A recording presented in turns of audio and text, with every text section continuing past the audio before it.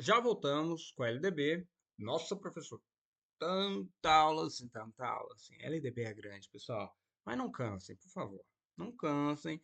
Você tem que lembrar que você vai dedicar um tempo maior aqui, mas a recompensa virá. Artigo 15, continuando então. Voltamos rapidinho.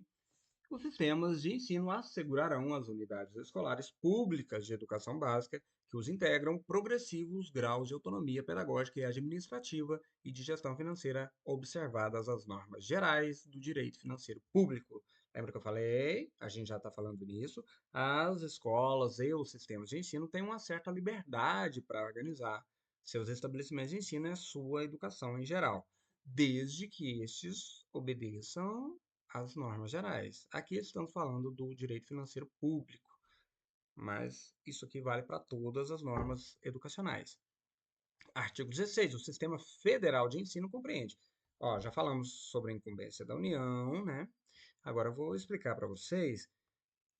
O Sistema Federal é de quem que nós falamos? Da União, claro. Tudo que é Sistema Federal é da União. Quem faz parte do Sistema Federal de Ensino? Primeiro, instituições de ensino mantidas pela União. Então, institutos federais, tudo que tem federal no nome, pertence à União. Então, faz parte do Sistema Federal de Ensino. Essas instituições são mantidas pela União. As instituições de educação superior mantidas pela iniciativa privada, opa, vamos lá. Universidade, faculdade, instituição de educação superior em geral. As faculdades privadas, elas não estão aí soltas, cada um tem o dinheiro dele, faz a universidade dele, a faculdade dele. Não. Ele faz, desde que eles obedeçam às normas. Lembra lá nos princípios da educação? A educação é livre em iniciativa privada, mas com autorização do poder público. Então, essas instituições de ensino superior da iniciativa privada, todas pertencem ao sistema federal de ensino, tá bom? E os órgãos federais de educação também, obviamente. A única que pode causar alguma confusão aqui sobre o sistema federal é essa daqui, ó, que às vezes as pessoas não sabem, que as faculdades privadas, elas pertencem ao sistema federal de ensino. Continuando, artigo 17. Os sistemas de ensino dos estados e Distrito Federal compreendem. Então, o que faz parte? Quais órgãos e estabelecimentos fazem parte do, dos estados e do Distrito Federal? São essas instituições de ensino mantidas, respectivamente, pelo Poder Público Estadual e pelo Distrito Federal. Então, universidade estadual, ela pertence a quê? Ao Estado, ao sistema estadual de educação, aos sistemas de ensino dos estados.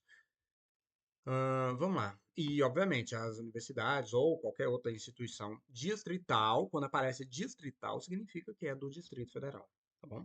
As instituições de educação superior mantidas pelo poder público municipal. Opa, peraí. Então, quer dizer que se o município tiver uma universidade, ela não vai pertencer ao sistema municipal? Não, eu já disse isso antes. As instituições de educação superior, não confunda, as instituições de educação superior mantidas pelo município pertencem ao sistema estadual de educação, tá bom? O município não tem no seu sistema universidade, ou seja, instituição de educação superior. 3. Pertence ao Estado, compreende, né? Faz parte do sistema de ensino estadual. As instituições de ensino fundamental e médio criadas e mantidas pela iniciativa privada. Então, essas escolas privadas de educação infantil, não, olha eu falando besteira, de ensino fundamental e médio, é privado? É, mas pertence ao sistema estadual. Por isso, já vou até colocar um caso concreto que, por isso que os inspetores, que têm a obrigação de trabalhar nas escolas, estes atuam também nas universidades, nas escolas privadas. Eles têm que também supervisionar essas escolas, porque elas fazem parte também, as escolas de ensino fundamental e médio, do sistema estadual de educação. E, por fim, os órgãos de educação estaduais e do Distrito Federal, respectivamente. Claro, se a Secretaria Estadual de Educação ela tem que pertencer a quem? Ao Estado, né? Parágrafo único. No Distrito Federal, As instituições de educação infantil, criadas e mantidas pela iniciativa privada, integram o seu sistema de ensino. Por que no Distrito Federal é diferente? Porque, repito, o Distrito Federal tem a incumbência geral dos estados, não, peguei aqui, e geral também dos municípios. Ele tem que cuidar das duas situações. Por isso que, neste caso, o Distrito Federal somente tem no seu sistema de ensino as instituições de educação infantil criadas e mantidas pela iniciativa privada. Agora, e os municípios? O que faz parte dos sistemas municipais de ensino? As instituições de ensino fundamental, médio e de educação infantil mantidas pelo poder público municipal. Então, presta atenção. Uma escola, um município criou lá escolas de ensino médio, faz parte do sistema municipal de educação. Então, ele criou, ele instituiu essas escolas, ele se vire para manter ela. Não é bem assim, né, gente? Não esqueçamos do regime de colaboração. Mas, por lei, essas escolas de educação básica, que tem até no ensino médio, fundamental e médio, fazem parte do sistema municipal de educação. Ah, mas o infantil? O infantil é todos, sem exceção, fazem parte do sistema municipal. Educação infantil faz parte do sistema municipal de educação.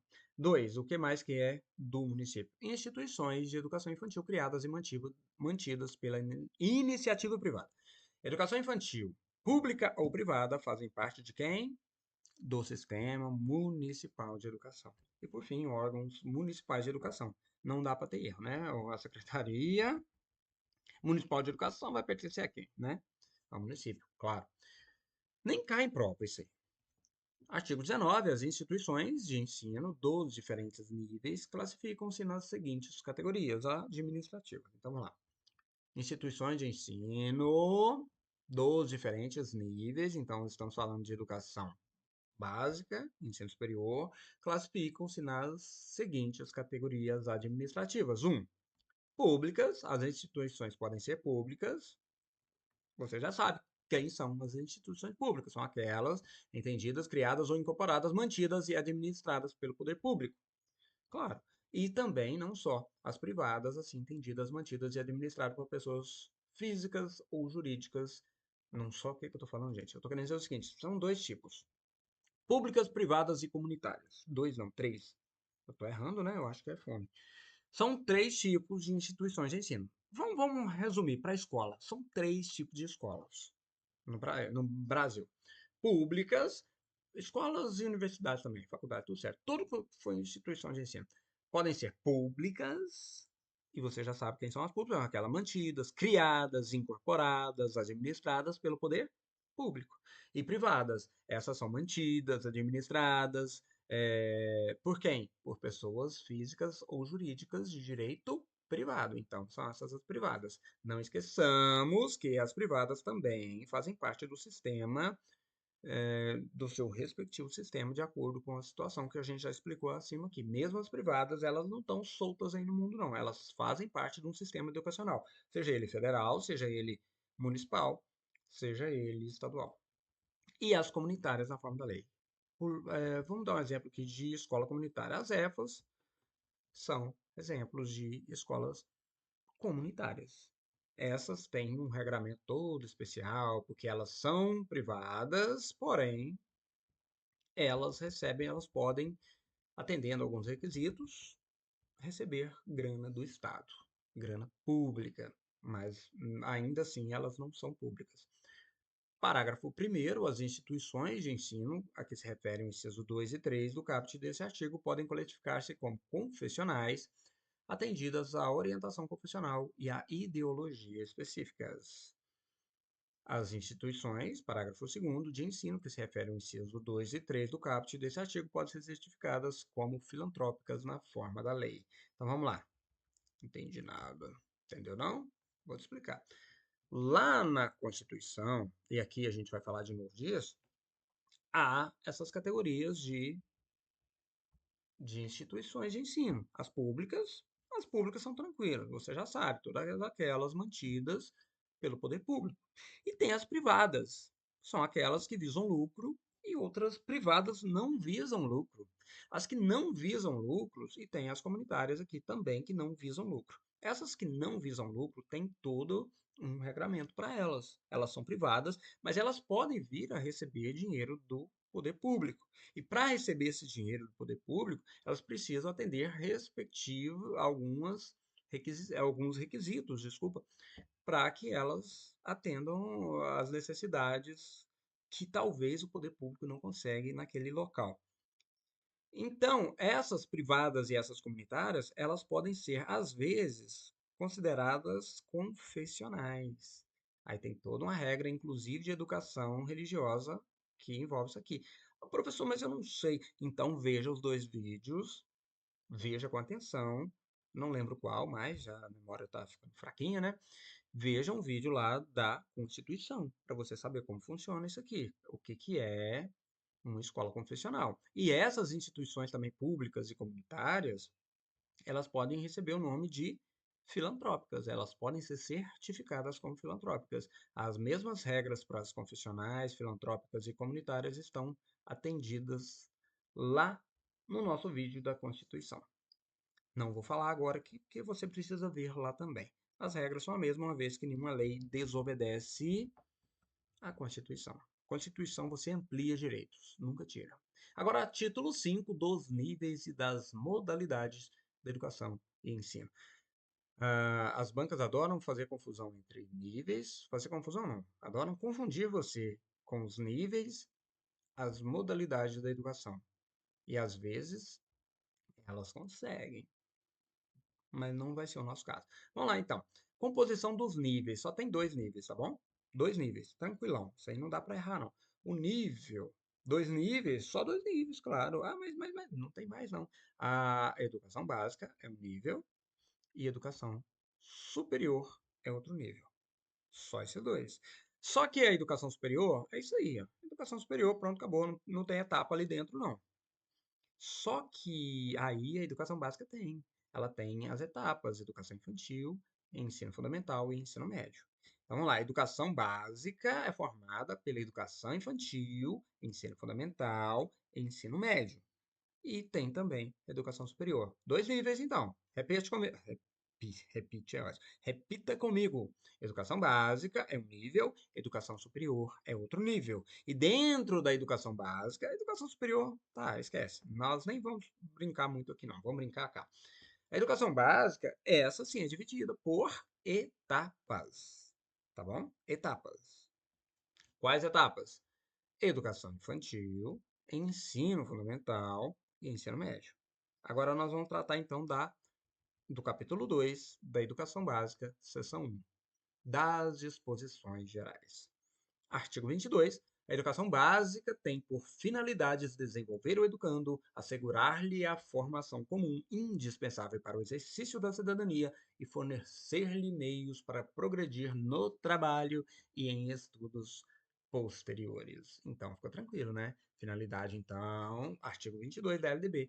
Da educação básica é essa, ó: assegurar a formação comum indispensável para o exercício da cidadania, fornecer-lhe meios para progredir no trabalho, não no mercado de trabalho, e em estudos posteriores. É isso, é para isso que existe a educação básica. Parágrafo único. São objetivos precípuos, ou seja, primeiros da educação básica, a alfabetização plena. Precisa sim, na educação básica, o aluno precisa sair com essa alfabetização plena, sabendo ler, escrever, cuidar do cálculo, aquela coisa toda, mas com proficiência. E, claro, a formação de leitores como requisitos essenciais para o cumprimento das finalidades constantes no caput desse artigo. Claro, para você se tornar um cidadão capaz de progredir no trabalho e nos estudos posteriores, exercer com plenitude essa cidadania a que lhe pertence, você precisa ser alfabetizado plenamente, tá? Você precisa também ser um cidadão leitor, que leia bastante para conseguir não ser alienado, tá bom? E os requisitos, esses são os requisitos para que você cumpra isso aqui, ó, para que você exercite a sua cidadania e, obviamente, progrida no trabalho e em estudos. Alfabetização plena, objetivos, princípios e formação de leitores também, claro. Vamos lá. Artigo 23. A educação básica poderá organizar-se em séries anuais, períodos semestrais, ciclos, alternância regular de períodos de estudos, grupos não seriados, com base na idade, na competência e outros critérios, ou por forma diversa de organização, sempre que o interesse do processo de aprendizagem assim o recomendar. Viu a liberdade que a educação básica dá aos seus sistemas, promovido aqui pela LDB, aos seus sistemas de ensino, às instituições de ensino, amarrados dentro do que a lei. Claro que a lei dá uma direção, mas dentro dessa direção, a organização, de acordo com o interesse do processo de aprendizagem do aluno, de acordo com o interesse, o que for melhor para o aluno, os sistemas podem se organizar de diversas formas. Aí estou te falando, ó, séries anuais, que é o mais comum, períodos semestrais. Como assim períodos semestrais? EJA, por exemplo. O EJA ele funciona em períodos semestrais, em muitos casos. Ciclos, a gente sabe que em Minas Gerais tem o ciclo da alfabetização, ciclo complementar, alternância regular de períodos de estudos. Alternância a gente tem, por exemplo, as EFAs com pedagogia da alternância, grupos não seriados, há situações que você forma grupos ali de apoio, de fortalecimento para alfabetização, de reforço, são grupos não seriados, com base na idade, às vezes um aluno está defasado, aí faz um grupo de alunos ali para recuperar essa defasagem, na competência, com base na competência, vamos supor um movimento de alunos com alta proficiência num determinado local, com superdotação, altas habilidades. E também aí a escola, o sistema de ensino cria os critérios que ele quer. Tudo isso pode ser feito, ou forma diferente ainda, desde que atenda o interesse do processo de ensino-aprendizagem. Parágrafo 1º. A escola poderá reclassificar os alunos. Presta atenção, presta atenção. Poderá, né? Obrigatoriamente irá. Não. Uma coisa que vocês precisam entender é que na lei, às vezes ela não, ela coloca um verbo de forma que deixa claro que há uma obrigatoriedade ou não de fazer determinadas coisas. Quando há o verbo poder, você sabe que há uma discricionariedade, que há uma possibilidade de fazer ou não. Poderá é de acordo com a necessidade e a possibilidade. Quando fala assim, se tivesse falando assim, a escola irá reclassificar os alunos, não dá margem. Aí não dá margem para você pensar assim, ela pode ou não. Se irá, irá, pronto, acabou, é obrigado a fazer. Acontece na realidade? Esquece a realidade. Mas o texto está dizendo claramente: poderá reclassificar os alunos, inclusive quando se tratar de transferências entre estabelecimentos situados no país e no exterior, tendo como base as normas curriculares gerais. Eu já vi questões falando assim, ó, as escolas poderão, nesse caso a escola poderá reclassificar os alunos, exceto quando, aí eles trocam inclusive por exceto. Isso é um perigo. Aí você lê correndo o texto, com pressa ali, não planejou seu tempo. Inclusive a gente vai ensinar para você mais à frente como administrar o tempo no dia da prova, para não ficar apertado e sair lendo igual um louco no final e perder pontos valiosos. Aí você lê com carinho, ó. Poderá, não deverá, mas poderá reclassificar os alunos, inclusive quando se tratar de transferências entre estabelecimentos situados no país e no exterior, tendo como base as normas curriculares gerais. O cara veio lá do México, não importa. Atendeu, peraí, atendeu as normas, atendeu tudo que precisa dentro da legislação, do currículo, tem que haver essa reclassificação. Tem que haver obrigatório? A escola pode fazer. É recomendado que faça. É recomendado. Vocês vão entender o que é reclassificação. A maioria que está me ouvindo sabe que é porque já está dentro da sala. Mas quem não sabe, saberá mais à frente. O que é uma classificação, o que é uma reclassificação. São parecidas, mas são diferentes e são perfeitas para a banca tentar te enganar. Parágrafo 2º. O calendário escolar deverá adequar-se às peculiaridades locais, inclusive climáticas e econômicas, a critério do respectivo sistema de ensino, sem com isso reduzir o número de horas letivas previstos nessa lei. Letivas previsto nessa lei. É o seguinte, o calendário escolar ele é bem flexível. Ele é tão flexível que aqui já nem dá a opção de adequação, não. Ele obriga que seja adequado às peculiaridades locais. Vamos imaginar um determinado local, numa determinada época do ano, que chove demais e não há como aquela região local, rural, os alunos frequentarem a escola ali durante um mês, por exemplo, no meio do ano, supondo, estou criando isso lá no fundo do meu cérebro, uma situação. E aí, aquele é um local específico, que é mês de abril, chove demais todo ano, chove, não dá para trafegar as estradas, os alunos ficam prejudicados, é um mês e meio sem aula, aquela luta toda.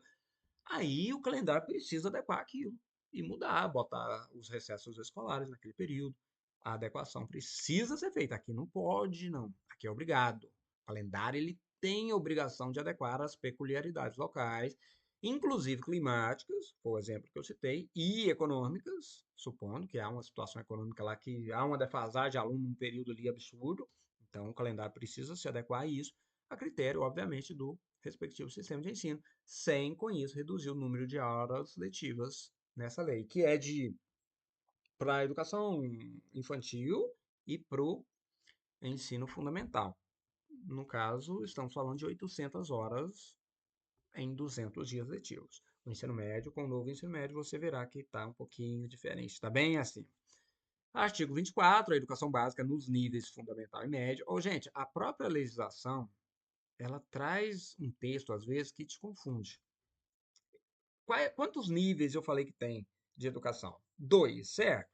Perfeito. Então, não há essa separação de nível entre educação fundamental, nível fundamental e médio. É que é um texto antigo, às vezes. Algumas coisas são antigas, embora a LDB é atualizada direto e reto, mas aqueles penduricalhos de uns textos meio bugados ainda estão aqui. E esses textos, às vezes, te levam a alguma confusão e faz você errar alguma questão na prova. O artigo 24 é um exemplo disso. A educação básica é um nível, a educação superior é outro nível. Mas aí, aqui dentro, em vez de colocar nas etapas fundamental e médio, colocaram nos níveis fundamental e médio. Fique atento a isso. Será organizado de acordo com, com as seguintes regras comuns. Então, vamos lá. Nós estamos falando da educação básica e fundamental e médio faz parte da educação básica obrigatória. Não esqueçamos que educação infantil na pré-escola, entre os 4 e 5 anos, também hoje é obrigatória. Mas vamos lá. Aqui, no artigo 24, diz quais são as regras comuns dos níveis, já diz que são etapas, na verdade, da educação fundamental e média. Primeiro, carga horária mínima anual será de 800 horas, é o que eu acabei de falar. Mínima! Fica atento a isso aqui. Mínima. Pode ser mais? É óbvio que pode ser mais. Em Minas, inclusive, você verá que é mais. A carga horária mínima anual será de 800 horas para o ensino fundamental e para o ensino médio. Só que isso aqui também, mais à frente, você vai ver que mudou. Distribuídas por um mínimo de 200 dias letivos. Isso aqui não mudou, não. Mínimo 200 dias letivos de efetivo trabalho escolar, que é o mesmo de dias letivos, excluído o tempo reservado aos exames finais, quando houver. Texto defasado, da 24, sim. Porém, você vai ver lá no finalzinho desse artigo que houve alteração que explica o novo ensino médio. Vamos lá. Quando diz que a carga horária mínima é de 800 horas, quer dizer que não pode ser menos de 800 horas para o ensino fundamental e médio. O médio já está mudado, já falei. Para o ensino fundamental e também para o infantil. Não está aqui, mas também. É, é mínimo 800 horas. No mínimo. Pode ser mais? Claro que pode. E no mínimo 200 dias letivos. Pode ser mais? Claro que pode. E esses. Aí vem isso aqui, ó. Olha que a banca é maldosa. Ela coloca assim, ó, incluindo o tempo reservado aos exames finais. Não, os exames finais eles vêm por fora. Em Minas Gerais, inclusive, você já sabe qual é o nome dado a esses exames finais. São estudos independentes. Eles vêm por fora. Você cumpre as 800 horas letivas, né? E depois, e os 200 dias também, claro. E depois, se houver necessidade de ter esses exames finais, em Minas Gerais chamado de recuperação. Eita, esqueci o nome do negócio. Falei agora há pouco, esqueci. Estudos independentes, quando há essa necessidade, ela vem por fora dos 200 dias letivos, não é incluindo os exames finais. Os exames finais, eles vêm por fora. É 800 horas, mais 200 dias, excluindo o tempo reservado a esses exames finais, quando estes existirem. Aí o professor fica louco, né? Já deu 200 dias, 800 horas, já tá doidão lá, cansadão, estressadão, ainda tem atividade, né? Estudos independentes. Ninguém gosta, não. A classificação. Opa, peraí, tô pulando um negócio aqui. Não, tô não. Agora a gente vai trabalhar da classificação. A classificação em qualquer série ou etapa, exceto a primeira do ensino fundamental, pode ser feita. Vamos lá. Classificação é diferente de reclassificação. Ah, claro, o nome é diferente. O instituto também. A classificação é passar de um ano para outro. Colocando em miúdos, é isso. É você promover o aluno. Inclusive, a promoção é uma das formas de classificação, mas no geral, eu estou falando de forma bem informal, que é isso. Mas vamos lá. O que que é classificação em qualquer série ou etapa? Aqui já está falando etapa, aqui bonitinho, ó. Série ou etapa, ela pode acontecer. Ela acontece. Só existe um caso que não há essa classificação. Um caso. Qual caso, professor? Quando o aluno vai entrar no ensino fundamental, na primeira série do ensino fundamental. Da educação infantil para o ensino fundamental, não existe classificação. Não, não existe. Há nos outros casos, a partir do ensino fundamental e médio? Há. Mas da educação infantil para o ensino fundamental não existe classificação. Por quê? Porque é obrigatório. Aí a única forma, aí o que vale é só a idade. Completou a idade lá no período certo, completou 6 anos até uma determinada data, eu vou falar para vocês, já adianto, 31 de março, você tem essa ida para o ensino fundamental naquele ano. Independente de qualquer coisa, ele vai, tá bom? O que conta dá para o ensino fundamental, para entrar na primeira série do ensino fundamental, é só a idade. Para o restante, há essa classificação. Então, não esqueça, a classificação existe, claro, mas não quando é para a primeira série do ensino fundamental. E como é feita essa classificação? Primeiro, a mais comum, por promoção. O que é promoção, professor? É quando o aluno passa de ano. Promoção é quando passa de ano. Então, a promoção é para os alunos que cursaram com aproveitamento a série ou fase anterior na própria escola. Ele saiu da primeira para a segunda série e atingiu o que precisava, ele foi promovido. É uma forma de classificação. E tem outra forma de classificação por transferência para candidatos procedentes de outras escolas, claro. Ele só pode ser transferido se ele estava em outra escola. Ele cursou um ano na escola X, segunda série, segundo ano que se fala hoje, né? Segundo ano numa determinada escola e mudou para outra cidade e vai cursar o segundo ano, o terceiro ano naquela outra escola, é o que a gente chama de classificação por transferência.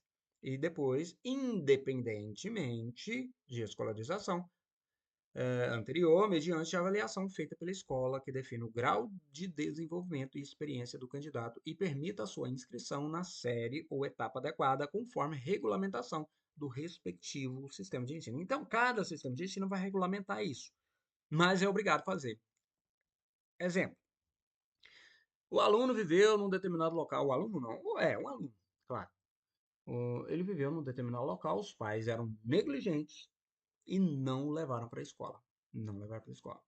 Aí viviam lá isolados, não levaram o aluno para a escola, ele está com 10 anos. Mas dentro da casa tinha uma tia que visitava. Olha só, exemplo esdrúxulo aqui, mas tinha uma tia que visitava e ficava com pena daquele aluno que não tinha direito, que os pais não deixavam ir para a escola.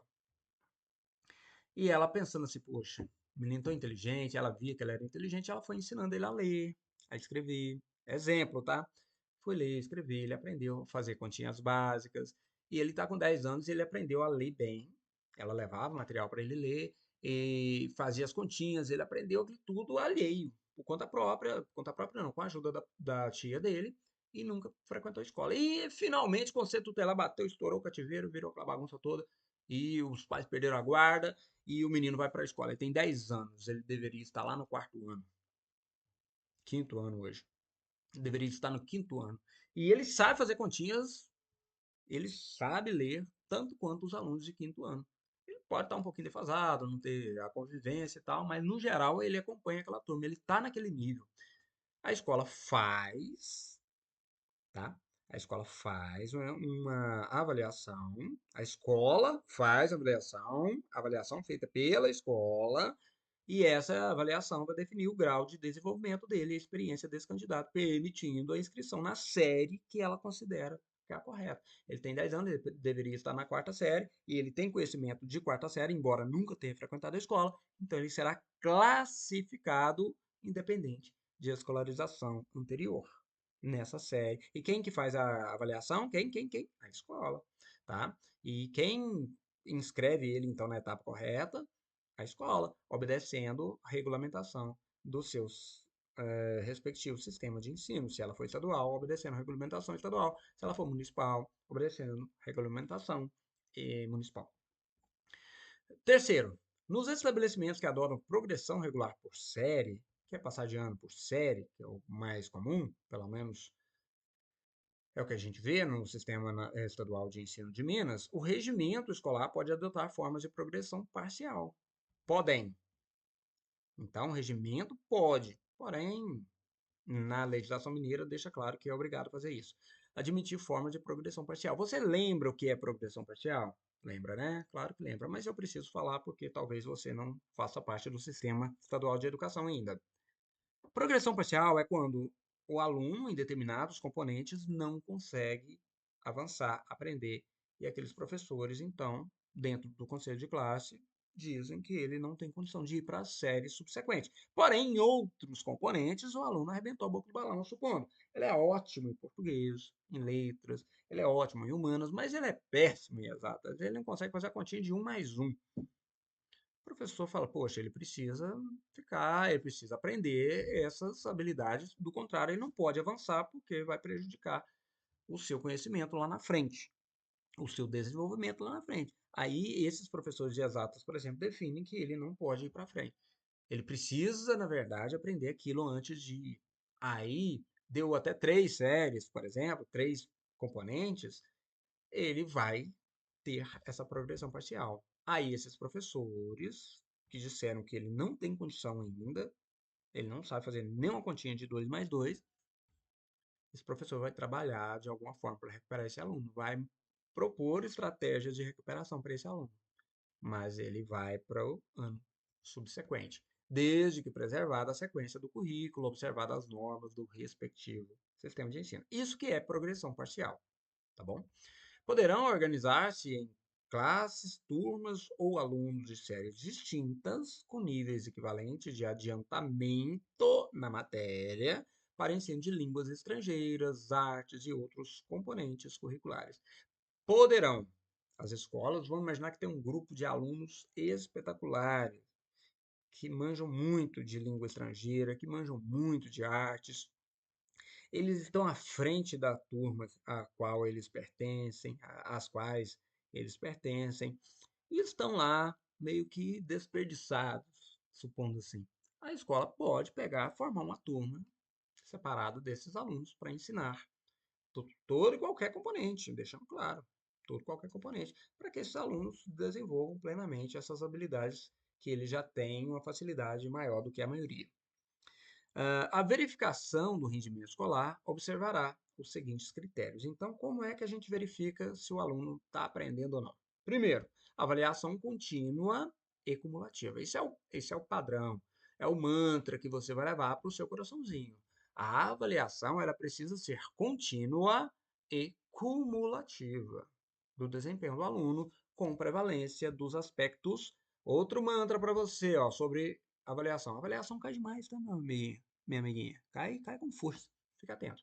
A avaliação, então, ela precisa ser contínua e cumulativa e ela prevalece os aspectos qualitativos sobre os quantitativos.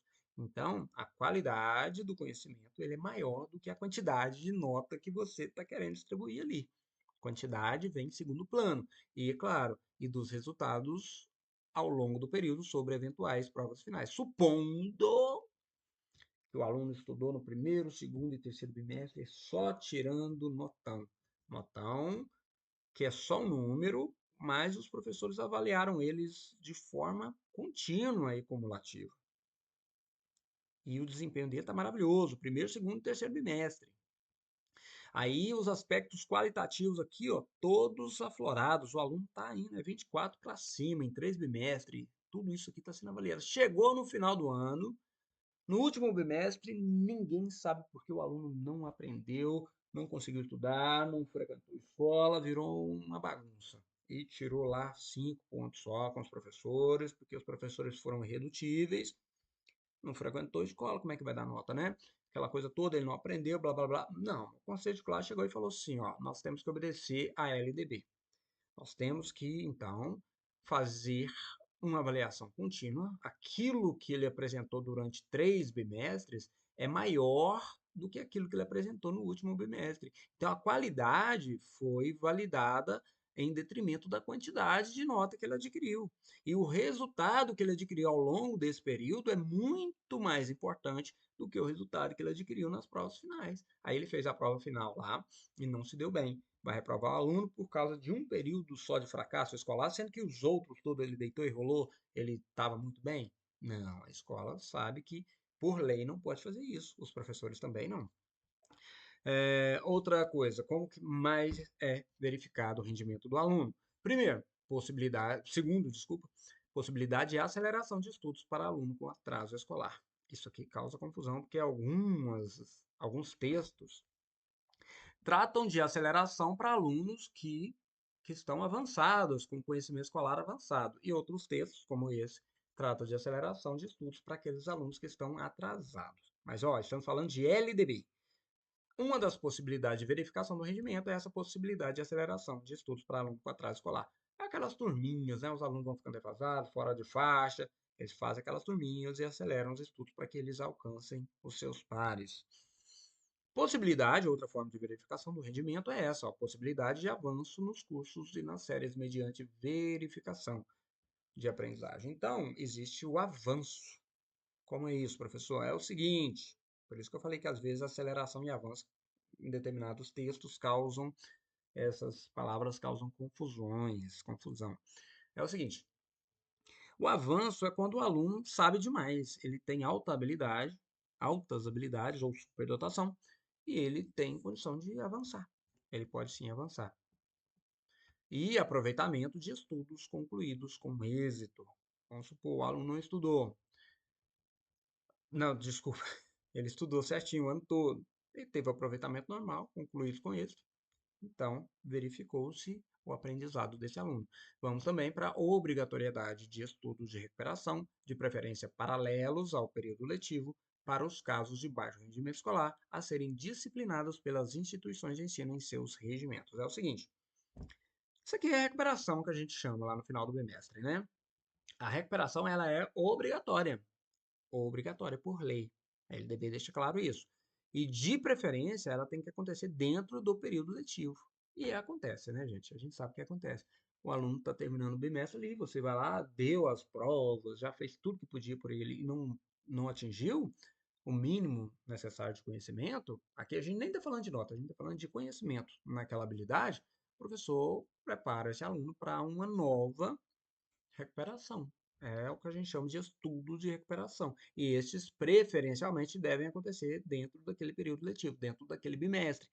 Obviamente, para os casos de baixo rendimento escolar. E quem que disciplina isso? Quem disciplina isso são as instituições de ensino em seus regimentos. Porque há, sim, o PPP e há o regimento escolar. Dentro do regimento que fica disciplinado as formas de estudos de recuperação.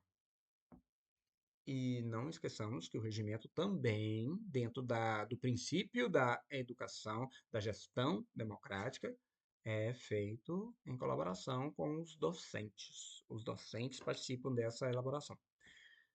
5. O controle de frequência fica a cargo da escola, conforme disposto no seu regimento e nas normas do respectivo sistema de ensino, exigida a frequência mínima de 75% do total de horas letivas para a aprovação. Então, já sabemos que tem que ter no mínimo 75% de participação para que seja aprovado. Do contrário, ele precisa passar por um processo de reclassificação. Cabe a cada instituição de ensino expedir históricos escolares, declarações de conclusão, de séries ou diplomas ou certificados de conclusão de curso com as especificações cabíveis. Parágrafo primeiro. A carga horária mínima anual de que trata o inciso 1 do CAPT deverá ser ampliada de forma progressiva. Lembra que eu falei lá das 800 horas? É isso aqui que está falando. O parágrafo primeiro aqui do nosso querido artigo 24 deixa claro que o ensino médio ele teve ampliação de forma progressiva para 1.400 horas, devendo o sistema de ensino oferecer o prazo mínimo, máximo, desculpa, de 5 anos, pelo menos 1.000 horas anuais de carga. Vamos lá. É o seguinte, o ensino médio, ele não é mais 800 horas. Ele passou para 1.400 horas. Mas isso foi feito de forma progressiva. Já estamos em 2024, né, gente? 2017, os sistemas de ensino tiveram 5 anos para garantir, no mínimo, 1.000 horas anuais de carga horária. Ou seja, o ensino médio já não cabe mais os 800. Cabe ainda os 200 dias letivos para o ensino médio, mas 800 horas não mais. Agora é no mínimo 1.000 horas. E sabendo que esse valor precisa chegar a 1.400 horas. Presta atenção em outra coisa. Isso começou em 2 de março de 2017. Então, 2 de março de 2022 já atingiu o prazo de 5 anos para que o sistema de ensino garantisse, no mínimo, 1.000 horas anuais no ensino médio. Isso, pessoal, dificilmente vai cair em prova, porque isso é letra morta já, né? Já passou o prazo. Só que os números são importantes você lembrar. O ensino médio, então, ele precisa chegar em 1.400 horas no mínimo em algum momento, se a lei não mudar. Eu acredito que vai mudar, mas o que vale por enquanto é o que está aqui nesse texto. Tem que chegar a 1.400. Em 5 anos, a partir de 2017, precisou-se garantir pelo menos 1.000 horas, a partir de 2 de março de 2017. Parágrafo 2º. Os sistemas de ensino disporão sobre a oferta de educação de jovens e adultos e de ensino noturno regular, adequado às condições do educando, conforme o inciso 4 do artigo 4. Então, quem vai tratar da educação de jovens e adultos e oferta de ensino noturno regular são os sistemas de ensino, seja ele estadual, federal ou municipal, ou distrital também, né? Mas tem que existir. Tem que existir. É obrigatório por lei existir. E quem cuida disso, quem dispõe sobre isso, são os sistemas de ensino. Pessoal, finalizamos. Até passei do ponto aqui, 42 minutos já de aula. Dá aquela relaxada, aquele descanso. A gente volta a partir do artigo 25 da LDB. Grande abraço, até a próxima.